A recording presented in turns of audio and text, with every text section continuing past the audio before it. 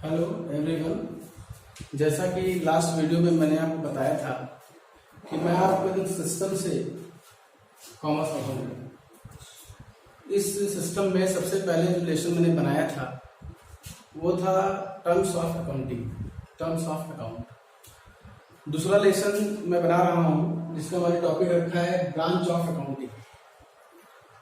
मैंने terms of accounting में accounting और अकाउंटेंसी की बात की थी। तो अकाउंट्स मैं अगले लेक्चर में जोड़ूंगा कि kinds of account, classification of account, account की कितनी वैरायटी है, कितने प्रकार के होते हैं। आज मैं जो है उससे पहले ब्रांच ऑफ अकाउंटिंग जोड़ रहा हूँ। ब्रांच ऑफ अकाउंटिंग का आप ये कह सकते हैं कि क्षेत्र क्या है, अकाउंटिंग का क्षेत्र क्या है।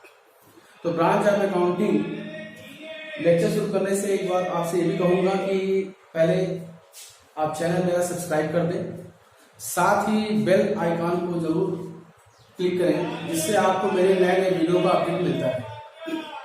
टॉपिक पर आते हैं, branch of accounting. Branch of accounting में जो सबसे पहला अकाउंटिंग कॉन्सेप्ट है वो है financial accounting. Financial accounting is a primary accounting, is also called general accounting. Financial accounting जो है अमूमन कॉमर्स के क्षेत्र में कहीं भी किसी सेक्टर में आप जाएंगे तो 90% वर्क इसी पे डिपेंड है। इसमें किस किस चीजों को इन्वॉल्व किया गया है इस चीज को आप समझें। फाइनेंशियल अकाउंटिंग में जो सबसे पहला टर्म है वो है जर्नल एंट्री का। Journal entry is a day book. Journal entry एक प्रकार की डे बुक है जो दिन भर में की गई क्रियाएं, व्यवसायिक क्रियाओं को रिकॉर्ड करता है। जैसे दो चार मैं एग्जांपल आपको बताता हूं। Credit purchase, cash purchase, credit sale, cash cell, sundry expenditure, तमाम चीजें होती है जो जर्नल एंट्री में लिखी जाती है। सेकेंड स्टेप में चले तो जर्नल एंट्री करने के बाद हम लोग क्या करते हैं, अकाउंट को क्लासिफाइड करते हैं। अकाउंट को क्लासिफाइड करने के बाद फिर हम लोग उसकी लेजर पोस्टिंग करते हैं। लेजर पोस्टिंग करते समय हम लोग अकाउंट को कई वर्गों में डिफाइन कर लेते हैं, कई वर्गों में बांट देते हैं।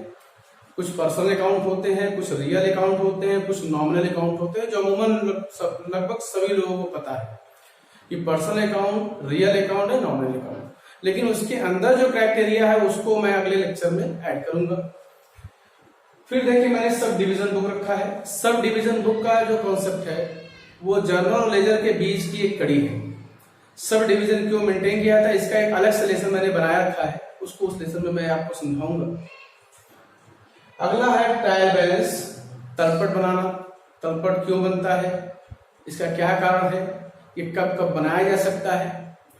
और चूंकि अकाउंटिंग का मेन मोटिव होता है लाभ कमाना, मोटिवेशन ऑफ ए प्रॉफिट, तो जाहिर सी बात है कि आपको trading and profit and loss account और बैलेंस शीट को आपको चेक करना होगा। इतना प्रोसेस अमूमन जो है वो आपको फाइनेंशियल अकाउंट में कॉमन मिलेंगे। और भी लेसन है जो आगे इसमें ऐड होंगे, लेकिन एक कॉमन लेसन है। दूसरे ब्रांच में अगर मैं ध्यान दूं तो दूसरे ब्रांच में आप देखेंगे तो कास्ट अकाउंटिंग या कास्ट ऑफ कंट्रोल की बात की जाएगी। क्योंकि बिजनेस का सबसे बड़ा उद्देश्य होता है कि न्यूनतम लागत पे अधिकतम, ठीक है, सेटिस्फेक्शन होना चाहिए कस्टमर के पास। वो संतुष्ट हो कि हाँ हमें सामान जो मिला है वो उचित रेट में मिला है और सही क्वालिटी का मिला है, कोई घटिया किस्म का वस्तु का नहीं होना चाहिए। तो एक उत्पादक, एक मैन्युफैक्चरर जो है वो क्या करता है कि किसी भी वस्तु की टोटल कॉस्ट को जानने का प्रयास करता है। टोटल कॉस्ट मीन्स आप ऐसे कह सकते हैं total expense of the commodities, on the commodities, जो वस्तुएं बनाई जा रही है उन पे क्या लागत आ रही है। आप घर में भी कोई वस्तु बनाते हैं तो घर में कोई वस्तु बनाते हैं तो उसको तो लोग ध्यान नहीं देते, लेकिन बाजार में जो मिठाई की दुकान पर खोल के बैठे हुए अगर उनको बनाना हो तो देखेंगे ना कि कितनी चीनी की आवश्यकता है, कितना खोआ की आवश्यकता है, क्या मजदूरी, तमाम चीजें हैं जो कि टोटल कॉस्ट में ऐड कर दी जाएंगी। सबसे बड़ा उद्देश्य ये है कि कॉस्ट अकाउंट में टोटल कॉस्ट डिफाइन करना। आगे चले तो स्टैंडर्ड कॉस्टिंग होती है। स्टैंडर्ड हाई लेवल क्वालिटी और इससे ऊपर नहीं होता। आप किसी वस्तु को बनाएंगे तो अच्छी क्वालिटी के साथ साथ उसके कॉस्ट को भी स्टैंडर्ड लेवल पे देखते हैं कि उसकी अधिकतम कीमत क्या हो सकती है। लेकिन ये भी ध्यान रखता है कि कंज्यूमर का जो पॉकेट है उसको भी इधर ताल मोल कर लेना चाहिए कि कंज्यूमर जो है उस चीज को खरीद पाएगा या नहीं कर पाएगा।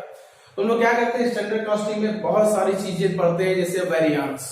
अब वेरियांस को जब आगे मैं इसका वीडियो बनाऊंगा और इस चैप्टर को पढ़ाऊंगा तो उसमें डिटेल में बात की जाएगी। अगला होता है एक्चुअल कॉस्टिंग। वास्तव में एक्चुअल कॉस्टिंग और टोटल कॉस्टिंग में कोई अंतर नहीं है।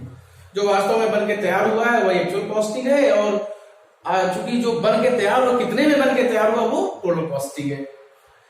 एक्सपेक्टेड कॉस्टिंग, एक्सपेक्टेड कॉस्टिंग मतलब संभावित लागत। क्योंकि हम कोई वस्तु बनाते हैं तो उसकी अनुमानित लागत जरूर निकालते हैं। मान लीजिए कि बाजार में मैं गया और बाजार से मैंने सोचा कि आज मुझे हलवा खाना है या कोई व्यंजन मुझे बनाना है, तो उसके लिए मैं क्या करूँगा, एक्सपेक्टेशन करूंगा क्या क्या मटेरियल चाहिए, क्या रॉ मटेरियल चाहिए, क्या WIP चाहिए, क्या फिनिश गुड्स चाहिए, सबको जोड़ के एक एक्सपेक्टेड लागत निकाली जाती है, कॉस्ट निकाली जाती है कि लागत कितनी होनी चाहिए। इससे अनुमान लगेगा ना कि वह वस्तु कितने बन के तैयार होगी। फिर आता है सब डिविजन अकाउंट। थोड़ा सा आपको एक बताना चाहूंगा कि देखिए यहाँ लिखा है सब डिविजन बुक्स है और ये लिखा है sub division account. Sub division account का मतलब है कि हम उन छोटे छोटे लेसन को भी मेंटेन करेंगे, ऐसे अकाउंट को भी मेंटेन करेंगे जो कॉस्ट को, टोटल कॉस्ट को मालूम करने में हमें आवश्यकता होगी। इसलिए सब डिविजन अकाउंट जो है ये नीड्स ऑफ अकाउंट है कॉस्टिंग की, जो आवश्यकता होगी उसको हम लोग ऐड करेंगे। और इसका सबसे बड़ा उद्देश्य होता है कास्ट ऑफ कंट्रोल, लागत पे नियंत्रण करना। अगर लागत नियंत्रित नहीं रहेगी तो सेल वैल्यू से अधिक हो जाएगी और कोई बिजनेस लॉस सफर करेगा। इसलिए सबसे बड़ा उद्देश्य होता है कॉस्ट अकाउंटिंग का, कास्ट ऑफ कंट्रोल। तीसरे लेवल पे देखा जाए तो मैंने मैनेजमेंट अकाउंटिंग रखा है। Management accounting is after of financial accounting. ये फाइनेंशियल अकाउंट के बाद की क्रिया, ये बहुत महत्वपूर्ण है। आज के इस आधुनिक युग में ये जो कंपटीशन का दौर चल रहा है, तो इस कंपटीशन के दौर में कोई भी अगर आपको किसी पद पर रखता है कि आप मैनेजर है, you are a manager in company में अगर आपको मैनेजर रखता है तो सबसे पहले वो ये जानता है कि अगर आप 30,000 रुपये महीना उससे ले रहे हैं तो 30,000 के साथ साथ उस व्यक्ति द्वारा जो आप मैनेजर आपके यहाँ कंपनी में 30,000 ले रहा है वो कम से कम आपको 1 लाख रुपए कमा के दे, तब तो वो सैलरी आपको दे पाएगा। तो मैनेजमेंट में फंड फ्लो, फंड क्या है, कैश फ्लो, कैश फ्लो क्या है। अब इसका समय यहाँ नहीं है कि मैं आपको डिटेल बताऊं, लेकिन फंड की उत्पत्ति कैसे होगी और कैश उत्पत्ति कैसे होगी ये अगले वीडियो में जब मैं मैनेजमेंट अकाउंटिंग पे वीडियो अपलोड करूंगा तो उसमें आपको डिटेल में पढ़ाऊंगा। एंड BEP एनालिसिस, ये बहुत महत्वपूर्ण चीज है। BEP analysis, break even point analysis. अब ये ब्रेक इवन पॉइंट एनालिसिस क्या है, इसी में डिसीजन पावर होता है, डिसीजन मेकिंग होती है, डिजायर सेल होता है, डिजायर प्रॉफिट होता है, तमाम डिसीजन लिए जाते हैं। बजट कंट्रोल, बजट कंट्रोल का मतलब है कंपनी का अपना एक बजट होता है, उसको कंट्रोल करती है। जैसे मान लीजिए आपका परिवार है तो आपके परिवार में आपके पिताजी की इनकम 20,000 रुपये महीना है, तो कॉमन सी बात है कि 20,000 रुपये महीना अगर कमा रहे हैं तो उसी 20,000 के अंदर ही तो एक्सपेंस करेंगे। ऐसा तो है नहीं कि 20,000 कमा रहे हैं और 40,000 रुपये खर्च करते, तो उनकी कंट्रोलिंग देखी जाती है। एंड साथ में needs of account and interpretation of analysis of account. अब ध्यान दें, नीड्स ऑफ अकाउंट का मतलब है कि इसमें और तमाम ऐसे लेक्चर लेसन बनाए गए हैं जहां मैनेजमेंट डिसीजन में सहयोग होता है, मैनेजमेंट अकाउंटिंग में देखा जाएगा। तो मैं जब मैं मैनेजमेंट अकाउंटिंग का वीडियो अपलोड करना शुरू करूंगा लगातार, तो मैं आपको कई ऐसी चीजें उसमें ऐड करूंगा। अगले में हम लोग आते हैं टैक्स अकाउंटिंग। टैक्स अकाउंटिंग देखिए, अब इसको जरा समझना होगा आपको कि टैक्स जो है वो 2 वैरायटी में है। एक है आपका डायरेक्ट टैक्स और एक है इनडायरेक्ट टैक्स। डायरेक्ट टैक्स क्या है, डायरेक्ट टैक्स एक ऐसा टैक्स है जिसके द्वारा अर्न किया जाता है, उसी के द्वारा टैक्स दिया जाता है। और इनडायरेक्ट टैक्स क्या है, इनडायरेक्ट टैक्स वो टैक्स है जिसके द्वारा अर्न न किया जा रहा हो वो भी टैक्स देगा। फॉर एग्जाम्पल आप ऐसे समझें कि अगर मुझे साबुन चाहिए, मुझे मंजन चाहिए, तो मैं मार्केट जाता हूं और लेके चला आता हूं, लेकिन उसका यूज कौन करता है, परिवार के सभी सदस्य यूज करते हैं। तो आप इसको समझें कि परिवार के सभी सदस्य यूज कर रहे हैं, लेकिन टैक्स तो मैंने दिया है, टैक्स तो परिवार के किसी और लोगों ने नहीं दिया है। इसलिए आपको समझना होगा ऐसा टैक्स जो कि सभी द्वारा दिया जाता है वो इनडायरेक्ट टैक्स है। ठीक है, और जब मैं टैक्स पढ़ाऊंगा आपको, टैक्स के बारे में वीडियो अपलोड करूंगा तो डायरेक्ट टैक्स, इनडायरेक्ट टैक्स के बारे में चर्चा होगी। इस समय इनडायरेक्ट टैक्स जो है कुल GST के नाम से जाना जाता है, गुड्स एंड सर्विसेज टैक्स, जबकि इसके पहले sale tax, production tax and 15 प्रकार के और टैक्स हुआ करते थे, इनको GST में कन्वर्ट कर दिया गया। और ये समझना होगा ये गवर्नमेंट की रेवेन्यू है, गवर्नमेंट की आय है, आपके लिए एक्सपेंस होगा क्योंकि आप टैक्स देते हो। ठीक है, चाहे डायरेक्ट टैक्स देते हो चाहे इनडायरेक्ट टैक्स देते हो, लेकिन गवर्नमेंट की रेवेन्यू है।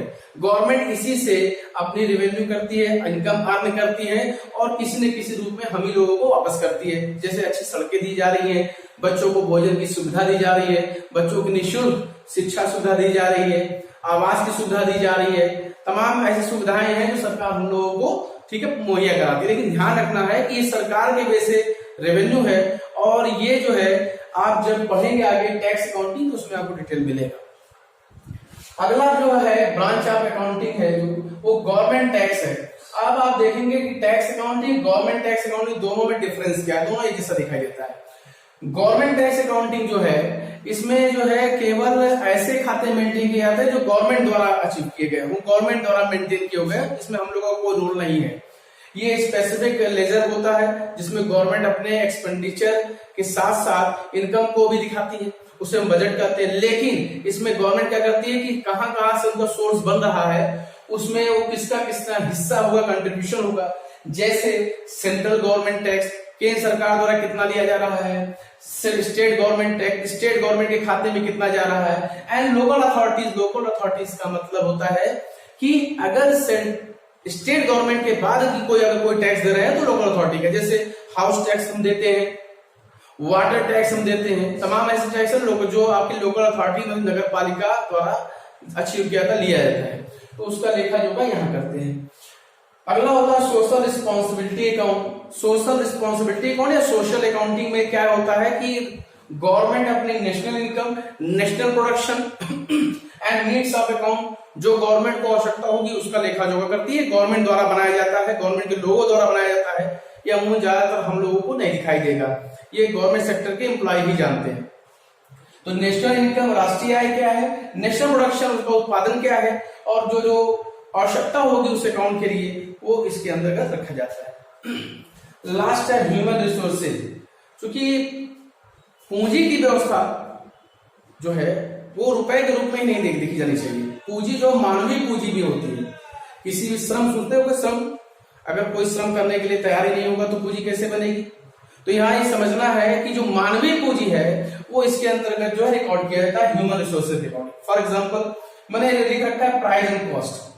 आप बाजार जाते हो तो पूछते हो भाई आज दिहाड़ी पे काम करना है, आप मेरे यहाँ काम करोगे, तो इतने पूछते व्हाट्स प्राइस, आप पूछते कितना लोगे, तो कहता है कि 400-500 रुपए जो एक्यूरेट बताएगा, तो वो एक प्राइस है उसका। लेकिन जब आप घर लाके वो काम कराते हो, जिस चीज का काम कराते हो वो उसकी लागत है। तो देखा गया है कि मानवीय पूंजी में दो चीजें छिपी हुई है, एक प्राइस है और एक कॉस्ट है। तो प्राइस का मतलब हो गया कि वो कितने में डन हुआ है, और कॉस्ट का मतलब हो गया कि वो लागत कितनी हमें पड़ रही है। एंड ह्यूमन कंट्रीब्यूशन, एक तो देखा जाए मानवीय जो है कंट्रीब्यूशन योगदान है। एक मैंने अमूमन ये ट्राई की है, बार बार देखा भी है कि लोग पूछते हैं sir corporate and company account किस ब्रांच में आता है। तो आप जरा समझेंगे, मैंने यहाँ देखिए फाइनेंशियल अकाउंटिंग रखा है। अगर आप यहाँ देखें तो ये corporate and company account, company accounting, ये आपका जो है इसी में रखा जाए फाइनेंशियल अकाउंटिंग। ऐसा क्यों, पहले समझना होगा आपको। देखिए कंपनी में जब आप कंपनी अकाउंटिंग या कॉर्पोरेट अकाउंटिंग पढ़ते हैं तो ये एक प्रकार का फर्म है, एक प्रकार की कंपनी, एक प्रकार के बिजनेस से बिलोंग कर रहा है। तो कंपनी में या फर्म में या बिजनेस में जो भी काम होता है वो बेसिक तो फाइनेंशियल अकाउंटिंग का ही होता है। जैसे अगर आप कॉर्पोरेट या कंपनी अकाउंटिंग पढ़ेंगे तो शेयर पढ़ेंगे, शेयर पढ़ेंगे तो जर्नल एंट्री करनी होगी, आपको लेजर पोस्टिंग करनी होगी, क्लियर। और कंपनी का फाइन अकाउंट पढ़ेंगे कंपनी एक्ट 2013 के अकॉर्डिंग, तो आपको जो है बैलेंस शीट बनाना पड़ेगा। तो ये जो चीजें हैं अमूमन मेरे हिसाब से कॉर्पोरेट और कंपनी अकाउंट को जो है अलग ब्रांच में न रख करके हम लोग अगर फाइनेंशियल अकाउंटिंग के अंदर ही रखें तो ज्यादा बेटर होगा। एक बार मैं थोड़ा रिपीट कर देता हूँ, आप समझ लें। फर्स्ट ब्रांच है आपका फाइनेंशियल अकाउंटिंग, जो कि यहाँ प्रिस्क्राइब किया गया, मेरे द्वारा बताया गया कौन कौन सी इसमें आती है, कुछ शॉर्टकट चीजें हैं, पूरा डिटेल नहीं लिखा हूं मैंने। कास्ट अकाउंटिंग में क्या क्या आता है, मैनेजमेंट अकाउंटिंग में क्या क्या लेंगे, एंड टैक्स अकाउंटिंग क्या है, गवर्नमेंट टैक्स अकाउंटिंग क्या है, सोशल रिस्पॉन्सिबिलिटी अकाउंट क्या है, ह्यूमन रिसोर्स अकाउंट क्या है। जब मैं आगे लेक्चर बनाऊंगा, अभी तो मैं कॉमन लेक्चर बना रहा हूँ फाइनेंशियल अकाउंट पे, जो कि ट्रायल बैलेंस तक का रहेगा। आपको मैंने कहा था कि 12 से 15 वीडियो बनेंगे, वो प्रॉमिस किया, वो मैं पहले अपलोड करूंगा। तो जब मैं फाइनेंशियल अकाउंट पूरा अपलोड कर लूंगा, कॉमन लेक्चर अपलोड कर लूंगा, तो उसके बाद और इस पे लेक्चर बनेंगे, वो अपलोड होंगे। कास्ट अकाउंटिंग भी मैं अपलोड करूंगा, मैनेजमेंट अकाउंटिंग पे भी लेक्चर अपलोड करूंगा, कॉर्पोरेट अकाउंटिंग, कंपनी अकाउंट पे भी, टैक्स अकाउंटिंग पे भी करूंगा, और साथ साथ स्टैटिस्टिक्स भी। आजकल मैं देखता हूँ बिजनेस में, कॉमर्स में स्टैटिस्टिक्स भी पढ़ाया जाता है, तो स्टैटिस्टिक्स पे भी वीडियो मैं अपलोड करूंगा, लेकिन वो ब्रांच ऑफ अकाउंटिंग नहीं है। रहा जहां तक government tax account, social responsibility account है, ह्यूमन रिसोर्स अकाउंटिंग है, ये हम लोगों को नहीं मिलेगा। ये चूंकि एक फॉर्मेट है गवर्नमेंट का, वो गवर्नमेंट के फॉर्मेट में मिलेगा। और उम्मीद है कि आपको ये वीडियो अच्छा लगा होगा, इसको देखें, समझे और लगातार 1-2 बार इसको पढ़ते रहें, तो आपको वीडियो समझ में आएगा। और मैंने लास्ट लेक्चर में भी कहा था कि आप जो टर्म्स ऑफ अकाउंटिंग उसको बहुत ध्यान से पढ़ें, उसकी भाषा को सीखें। आज मैंने अकाउंटिंग में क्या क्या उसको बताया। कल मैं अगला जो आगे वीडियो लोड करूंगा, वो आगे जो लोड करूंगा पहले पीछे की तरफ आप उसको पढ़ करके देखें। और चैनल को अगर अच्छा लगा तो सब्सक्राइब जरूर करो, बेल आइकन को जरूर क्लिक करेंगे, जिससे मेरे जो नए वीडियो है वो आपको पता चलते रहे।